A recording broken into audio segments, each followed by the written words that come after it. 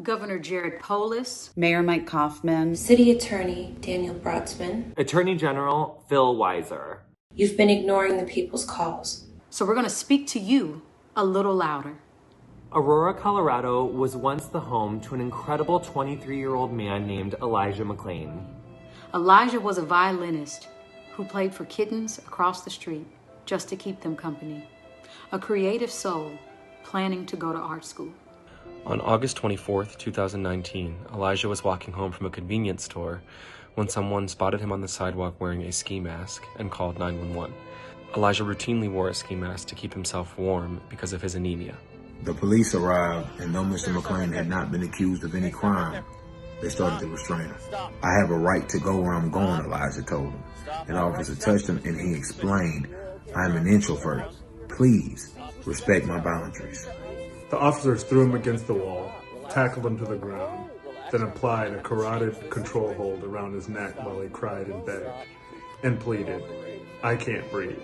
I have my ID right here. My name is Elijah McClain. That's my house. I was just going home. I'm an introvert. I'm just different. That's all. I'm so sorry. I have no gun. I don't do that stuff. I don't do any fighting. Why are you attacking me? I don't even kill flies. Elijah continued to say and cry out, forgive me. All I was trying to do was to become better. I will do it. I will do anything, sacrifice my identity. I'll do it. You are phenomenal. You are beautiful and I love you. Try to forgive me. Elijah pleaded, I'm sorry. I'm so sorry. Ow, that really hurt. You all are very strong. Oh, I'm so sorry. I wasn't trying to do that. I can't breathe correctly. And then he proceeded to vomit because of the pressure applied by the officers onto his chest and neck. During the encounter, an officer told another officer to, quote, move your camera, aware of what was being recorded. Elijah was handcuffed, and medics gave him a dose of ketamine, a dose so high that medical professionals have since said to be unfit for someone of Elijah's size. Elijah suffered a heart attack on the way to the hospital, and he was declared brain dead the following Friday. He was supposed to be taken off of life support, and he was pronounced dead on August 30th. Since his death, several officers went back to the site and mocked Elijah's death by taking and sharing photos, smiling and putting another officer in a chokehold as a joke. 2 of the officers in the photo were on the scene as Elijah was killed. The officers associated with the photos have since been fired for taking the photos, but that's not enough. Officers were let go for the photo, but no one has been fired for the murder itself. Nearly a year later, and we've yet to see action from Aurora or Colorado to provide justice for Elijah's death.